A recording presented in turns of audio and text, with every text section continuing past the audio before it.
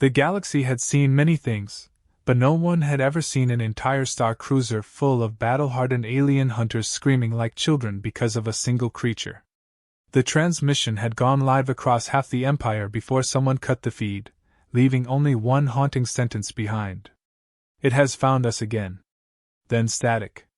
That was the day Earth officially entered the Empire's most dangerous worlds list, right between the acid swamps of Gorith and the black hole sirens of Vexa Prime. No one knew the full story yet. Only fragments. Blood on the ice. Hunters begging for rescue. And something out there that had turned the most feared predators in the galaxy into prey. 3 months earlier, the idea of Earth being anything but a joke would have made every hunter in the Empire laugh themselves hoarse. It was a planet full of soft bipeds with too little muscle mass, animals so small they barely reached a proper hunter's knees, and climates that were, according to official surveys, unpleasant at best. There was nothing glorious to be found on Earth, the Huntmasters had said.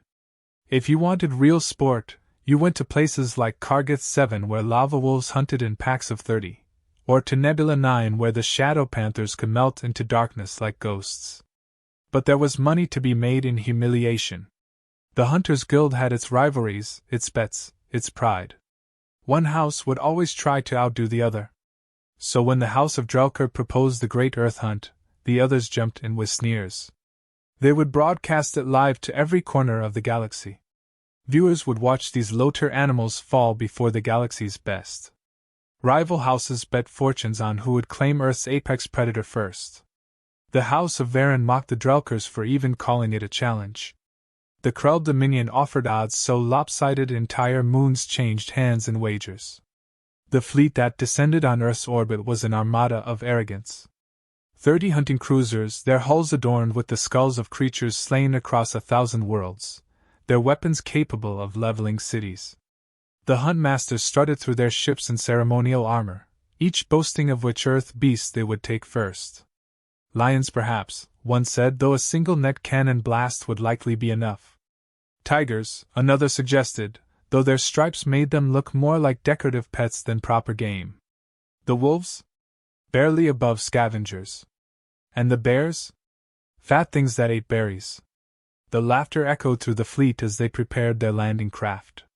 The first warning came from a group of human scientists the Huntmasters ignored.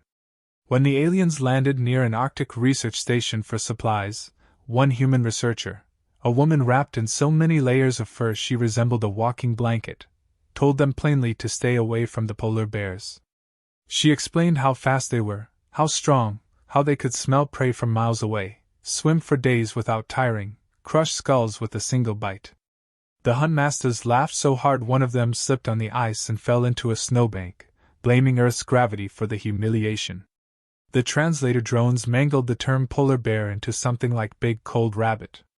The Huntmasters liked that so much they started calling it the Great Snow Rabbit Hunt. The feeds across the Empire lit up with jokes and memes before the first landing craft even deployed. The Arctic was like nothing they had experienced before. Their armor fogged with ice. The wind howled so hard it bent their landing struts. Their thermal sensors flickered from interference caused by the endless snow glare. But the Huntmasters refused to acknowledge any discomfort. They marched out with rifles slung across their backs, carrying nets, tranquilizers, shock lances, and the kind of overconfidence usually found in creatures too high on the food chain to know better. For 2 days they hunted seals and foxes, bored out of their minds. One even chased a penguin until it slapped him across the face with a wing, making the Empire laugh for an entire hour when the footage went live. The animals fled from them or froze in place when hit by the tranquilizers. It was barely sport at all. The Great Snow Rabbit, as they mockingly called it, was nowhere to be seen. On the third night, something changed. The camp was quiet, snow swirling under the pale green sky of the aurora. The hunters sat around heaters, laughing over their kills, mocking each other's aim, drinking fermented blood wine from the skull of a lava wolf taken on Kargath 7. The storm outside had grown worse, howling across the ice, but the Huntmasters barely noticed. They were warriors who had slain nightmare beasts on fire worlds. A little wind was nothing. Then the motion sensors went off. At first it was dismissed as another storm glitch. Then came the sound. Low. Deep. A rumble that didn't belong to wind or ice. Something moving just beyond the floodlights. The first guard went out to check. He didn't come back. The second guard found only a smear of blood across the snow leading into darkness.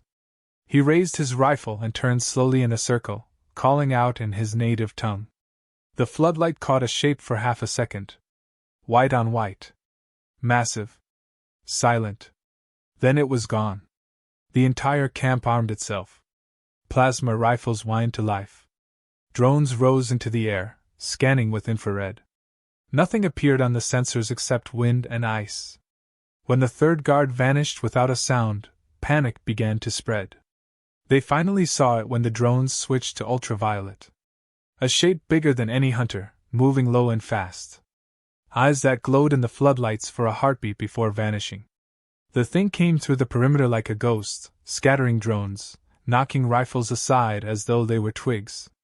A single blow shattered armor that had turned aside acid from the leviathans of Gorith. It tore into one of the huntmasters before anyone could fire. The screams went live across the Empire for exactly 4 seconds before the feed cut out. The hunters opened fire with everything they had. Plasma bolts lit up the night. Nets fell. Shock lances crackled. When the snow cleared, there was nothing but shredded netting and one clawed gauntlet lying in the blood-stained snow. The thing was gone. The hunters stood trembling, weapons smoking, listening to the wind. It was hunting them now. The storm had not let up since the first attack, and the huntmasters had grown silent in a way no one in the Empire had ever seen before. They were a species known for loud boasting, for bragging of their kills and laughing at danger. But now the only sounds were the wind shrieking across the ice and the restless hum of half-frozen equipment trying to stay operational. The glow of their camp lights made little islands of warmth in a sea of snow and darkness. But beyond that glow was a world that belonged to something else.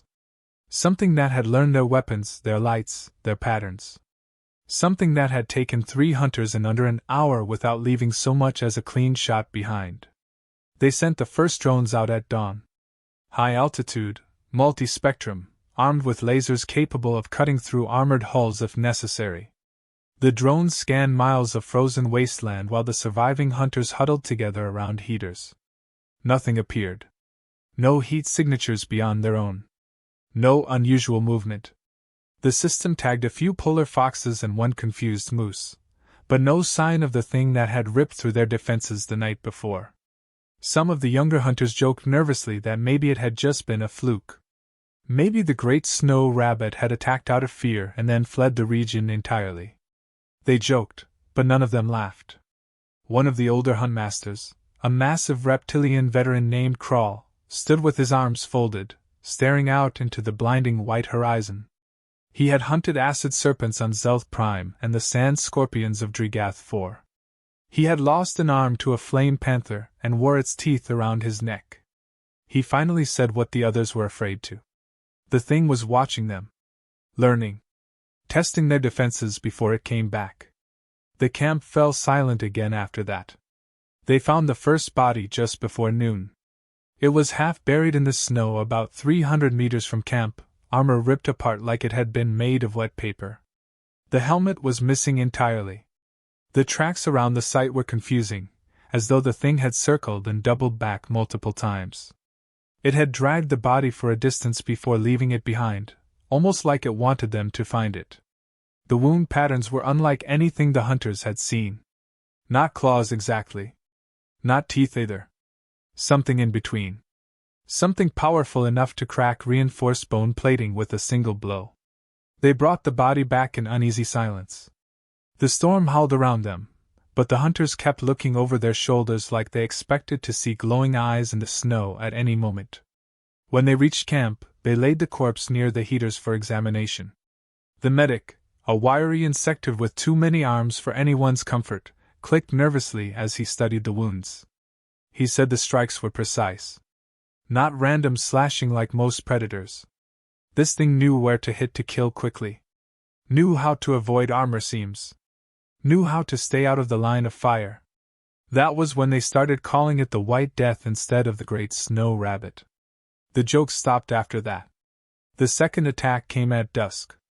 The hunters had doubled the perimeter, set up automated turrets, layered motion sensors across every approach path, and kept half the camp awake in rotating shifts. The storm had grown even worse, wind shrieking like the cries of the dead across endless ice. The aurora above flickered pale green and violet as though the sky itself watched what was about to happen. The motion alarms triggered first. Then the drones caught a glimpse of movement. 100 meters out. White shape on white snow, low to the ground, moving with incredible speed. Turrets fired plasma bolts in overlapping patterns. The shape vanished again. Sensors picked up nothing. Then something massive slammed into the eastern perimeter wall so hard it bent metal inward like paper. A hunter screamed as the thing dragged him through the opening before anyone could react. The screams cut off almost immediately. By the time they reached the gap, there was nothing but shredded armor and blood on the snow leading out into darkness. The hunters opened fire blindly into the storm, but the wind swallowed the sound in fury like it had never happened. That night 3 more disappeared. One from the watchtower, vanishing between one heartbeat and the next. One from the edge of the perimeter while checking motion sensors. One from inside a tent with 3 other hunters sitting nearby. They had not even heard it come in. The remaining huntmasters gathered near the central heater, weapons ready, eyes scanning every shadow. Some accused the rival houses of sabotage, claiming someone had brought a creature here to ruin the hunt, and claimed the wagered fortunes by default. Voices rose in anger until the older veteran Crawl silenced them with a single roar. Rivalries did not matter anymore, he told them. The thing out there was killing them all the same, no matter whose crest they wore. One of the younger hunters, a brash mercenary from the House of Varen, swore he would track it down personally before dawn. He strapped on extra armor, loaded 3 plasma rifles, and marched out into the blizzard alone. The sensors picked up his life signs moving eastward for about 20 minutes. Then his signal stopped. Not faded. Not moved out of range. Stopped. The medic reported no readings of his body afterward. By morning the hunters were down to half strength. The storm had buried much of the wreckage in snow, leaving only torn fragments of armor scattered across drifts. The automated turrets stood frozen, power cells drained somehow overnight even though no one had gone near them. Drones stopped responding one by one, their feeds cutting out with static before vanishing entirely. Crawl stood in the center of camp, staring at the perimeter wall where claw marks scored deep into the metal plates. They were higher than any of the hunters could reach. The thing was not just killing them. It was dismantling their defenses, one piece at a time, like it understood exactly what to remove first. By midday the Empire feed stopped broadcasting entirely. Too much panic spreading through the outer colonies. Too many bettors demanding refunds for a hunt that was turning into a massacre.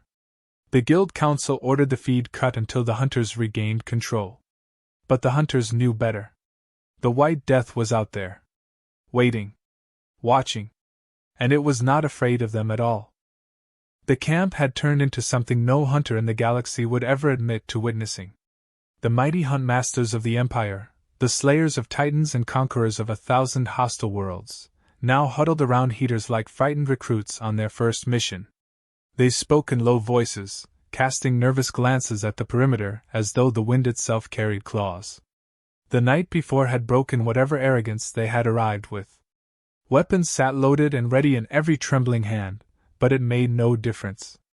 The White Death was not afraid of weapons. It had come through their traps, their turrets, their drones, and their armor as though all of it were made from paper and arrogance. Crawl paced the center of camp, his scales dulled by frost, his voice a low growl. He barked orders for tighter patrols, for sensor recalibration, for triple-layered defenses even though everyone knew none of it would matter. The rival houses still muttered accusations under their breath, blaming each other for sabotage, claiming the White Death was some engineered monstrosity unleashed to ruin reputations and seize control of the Guild Council.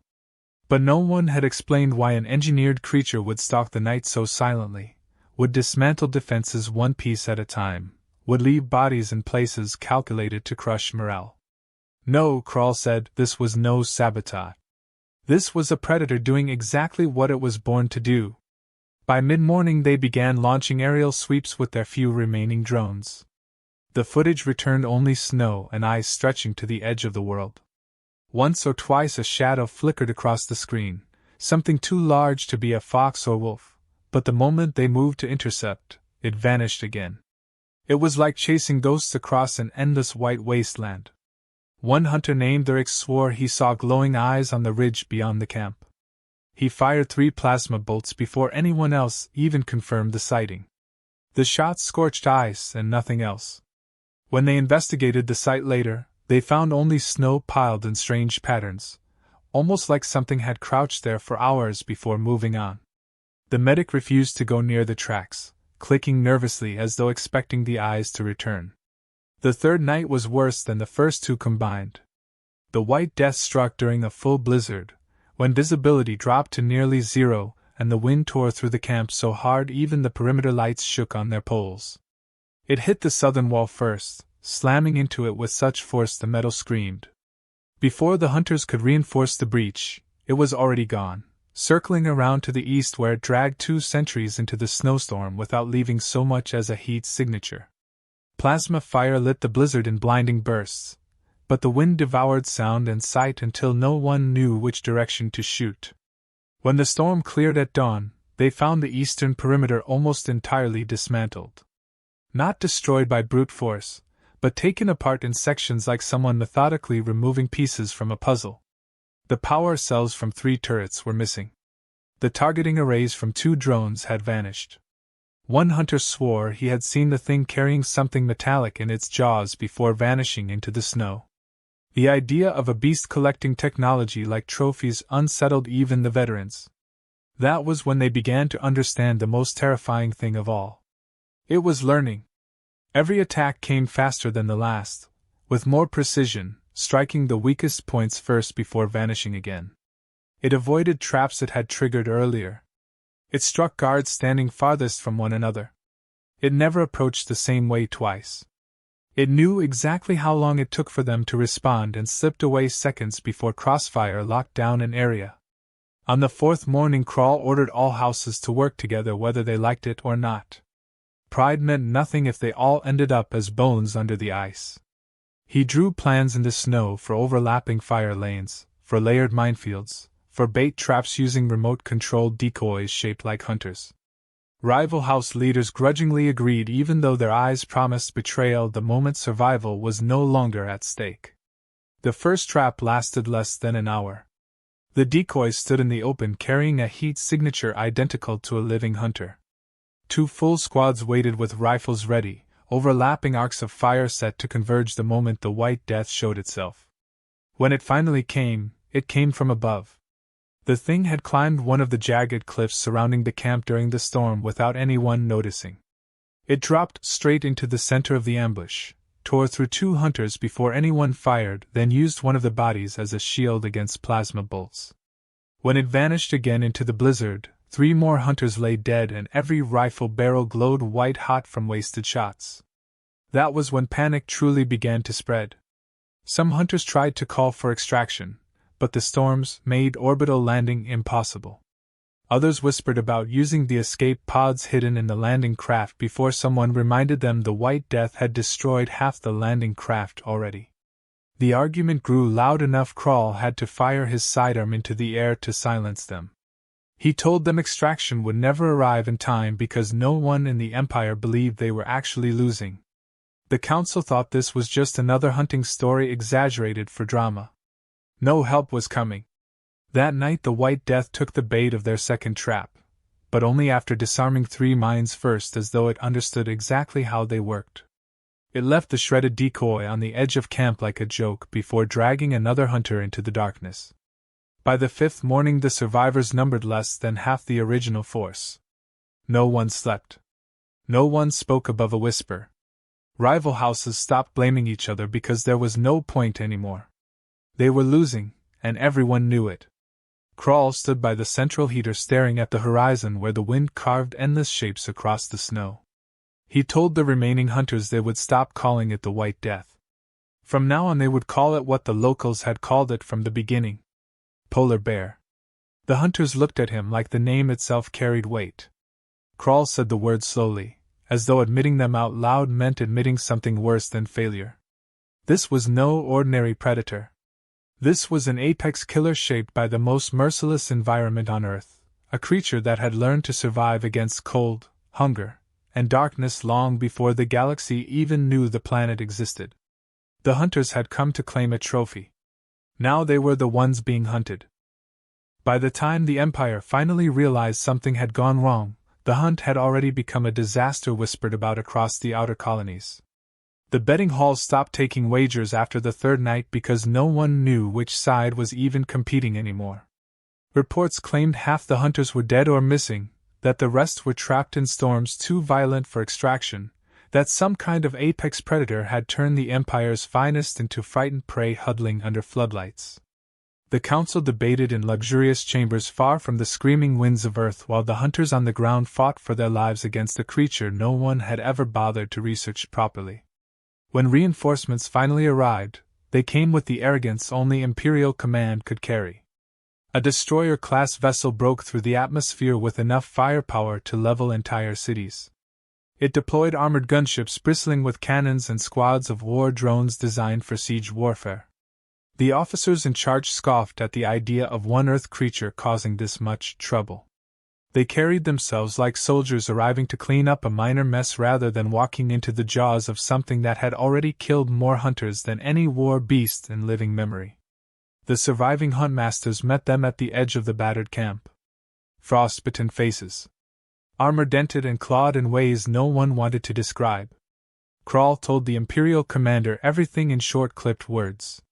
He explained how it attacked without warning, how it learned their traps, how it struck the weak points first before vanishing into the storm.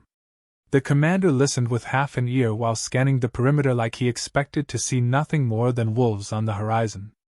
They began setting up heavy autocannons along the ridges, digging in like this was any other battlefield. Siege drones established overlapping sensor grids. A gunship circled overhead armed with missiles capable of blasting through bunker walls. The commander assured the hunters this would be over within hours. One beast against Imperial war machines was no contest. The hunters watched with hollow eyes because they had heard the same confidence before, and seen it buried under snow and blood. The first sighting came 20 minutes later. A sensor drone detected movement near the cliffs north of camp. The gunship banked hard toward the location, engines roaring across the frozen sky. Floodlights pierced the storm as autocannons on the ridges locked onto the coordinates. The wind screamed. Snow blasted sideways. Then something enormous moved through the glare faster than anything that size should move. The gunship opened fire with missile pods. Explosions rocked the ridge, flames briefly lighting the storm before smoke swallowed everything again. Sensors reported no heat signature afterward. The commander announced over the comms that the target had been eliminated. The soldiers cheered. 10 seconds later the gunship fell out of the sky. It hit the ice in a blossom of fire after something massive tore through its tail section mid-flight. No one saw it clearly, just a white blur and the sound of metal rending like paper. The wreck burned hot enough to melt a crater through the permafrost before the storm smothered the flames in steam and snow. Panic rippled through the soldiers faster than any order could stop it. Autocannons spun wildly looking for targets that never appeared. Sensor drones fed nothing but static across every channel. The storm swallowed floodlight beams until the entire battlefield felt like a dream wrapped in ice and wind.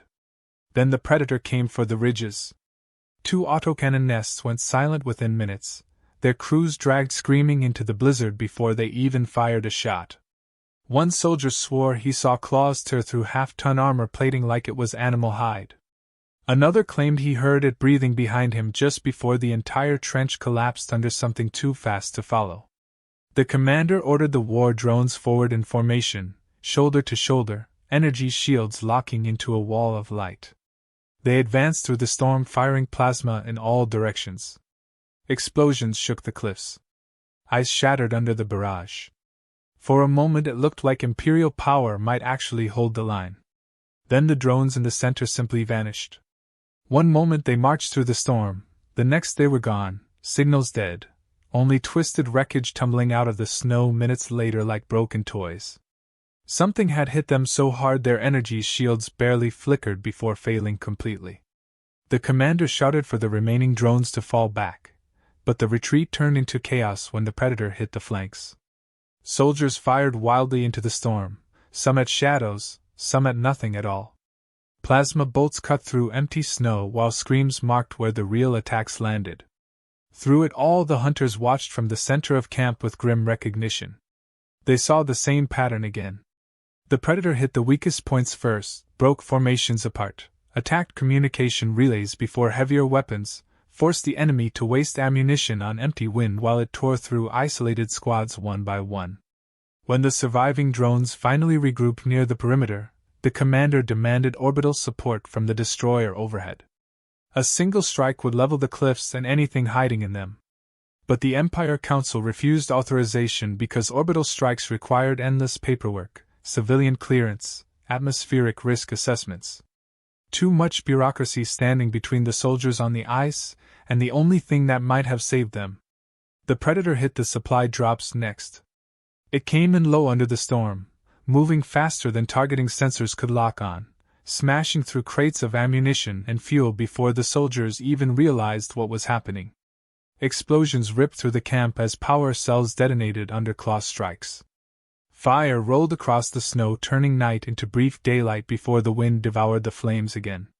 Crawl saw it clearly once through the smoke. A massive shape covered in white fur stained with blood, shoulders like moving walls, eyes reflecting the firelight before vanishing into darkness again. It moved on all fours faster than the soldiers could turn their weapons, faster than the drones could track, faster than anything that size should move through ice and wind. The hunters began falling back toward the inner camp while the Imperial forces collapsed under chaos. Heavy weapons crews abandoned positions to run for the landing craft before realizing half the landing craft were already burning wrecks. Officers screamed orders no one followed.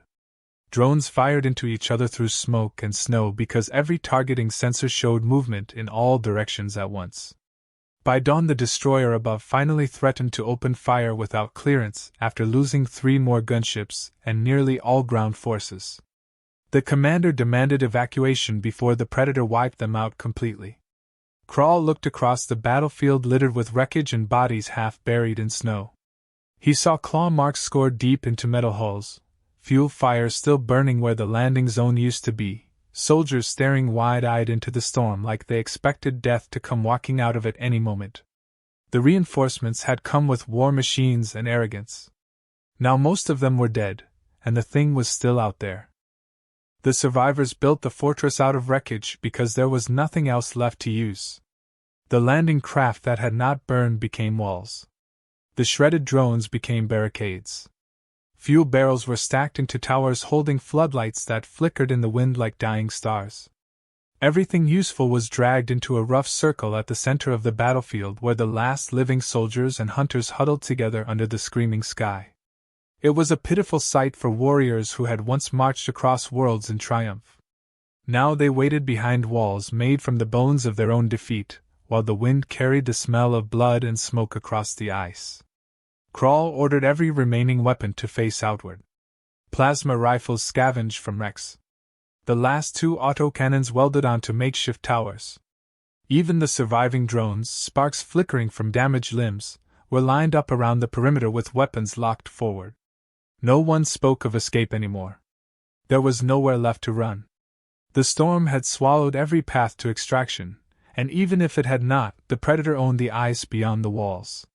They had watched it tear through soldiers and machines like dry grass.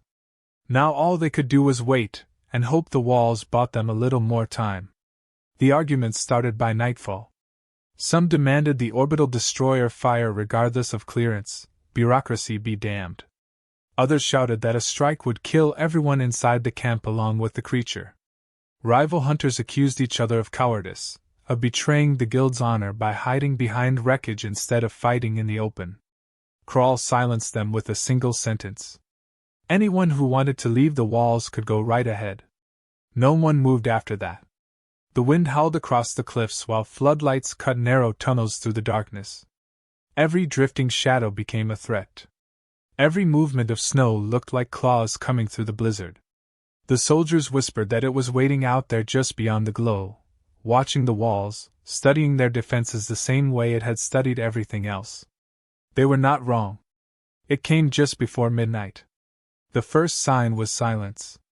The wind fell still so suddenly it felt like the world had stopped breathing. Searchlights swung across empty snow. The storm itself seemed to hold its breath. Then the outermost floodlight exploded in a shower of sparks.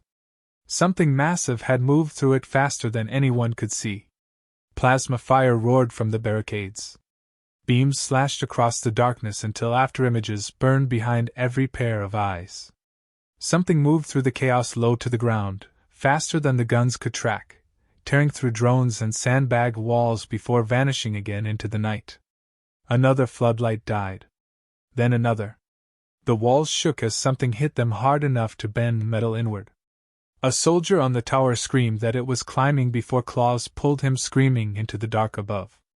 Plasma bolts followed, but the shots cut only wind. When the thing came through the eastern wall, it came like a storm given flesh. The barricade collapsed inward under its weight. Drones fired point blank before claws smashed through their chassis like glass. Soldiers fell back toward the center while the auto-cannons hammered the breach with everything they had. For a moment fire and smoke hid everything. When it cleared, the wall was gone, the auto-cannons were scrap, and 3 more soldiers lay broken in the snow. Crawl rallied the hunters into a defensive ring around the central heater where ammunition and fuel were stacked in desperate towers. He shouted orders through the wind while the soldiers fired in all directions at shadows moving between wreckage piles. The predator circled them just beyond the light, claws scraping metal, eyes flickering in and out of view like reflections in broken glass. When it struck again, it came from beneath. One of the fuel barrel towers collapsed inward as if the ice itself had exploded. The creature had tunneled through permafrost under the camp while they aimed outward at the storm. Soldiers scattered as fire roared skyward from ruptured barrels. The heat lit the entire fortress in wild orange light as the predator came through the flames like something born from the heart of the world itself. The final stand began in chaos. Hunters and soldiers fired until rifles overheated in their hands. Drones exploded under claw strikes that tore through energy shields like mist.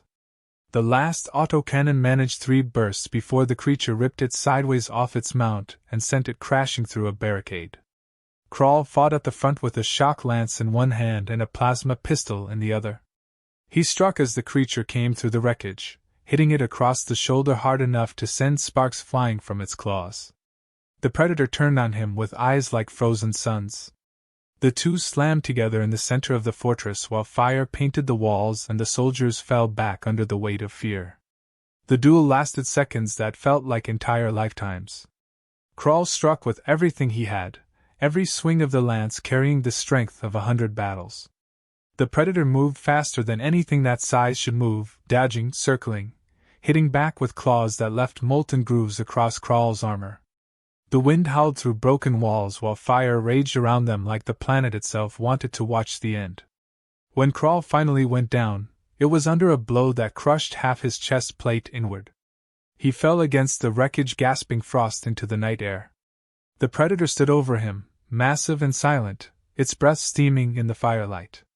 Around them the last soldiers fired wildly into shadows that no longer moved because everything beyond the walls had gone silent again. The creature turned once toward the hunters still standing, eyes burning in the glow, before vanishing into the darkness beyond the wreckage as suddenly as it had come. The wind returned an instant later, carrying smoke and snow across the broken walls of the fortress. The survivors held their weapons ready, eyes searching the storm, but the thing did not return. It had left them alive among their dead and burning walls like it had made a point, and no longer cared what happened next. By dawn the fires burned low across what was left of the camp. The surviving hunters stood in silence among wreckage while snow covered the bodies of soldiers and drones alike. No one spoke. There was nothing left to say. The Empire had sent its hunters, its soldiers, its machines, its pride. The ice still belonged to the predator. The destroyer in orbit finally sent landing craft when the storm cleared enough for navigation systems to stop screaming warnings across every channel. They found a wasteland where the fortress had been, a circle of wreckage half buried in ice and smoke with survivors scattered around like ghosts. The landing troops came armed to the teeth expecting battle but found only silence broken by the wind groaning through twisted metal. The soldiers who remained did not cheer at the sight of rescue. They looked beyond the walls toward the empty horizon as though waiting for eyes to appear in the storm again. The Empire took statements while medical crews dragged the wounded aboard shuttles. Every story came out the same no matter which survivor spoke.